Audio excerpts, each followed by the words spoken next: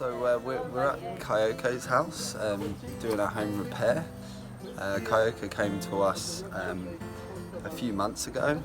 She's a single parent with 4 kids, and she was struggling with the maintenance to her home. So she had a number of issues in the house, including the bathroom that was really in a bad state of disrepair. There was a big hole in the shower wall, and water was getting through and actually into the cavity and causing rot to the weatherboards. So we renovated the bathroom. We did some other repairs inside just to get the home warmer and drier, and just make sure there was no further damage to the wall linings.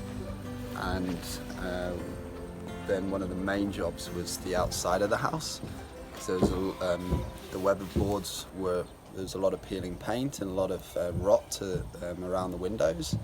So we basically held 2 volunteer days where we've had probably in the region of about 10 or 15 volunteers come through, and basically we've repaired all the weatherboards, repaired all the windows, basically got the whole exterior weather tight, and then we've been busy painting the whole of the outside of the home.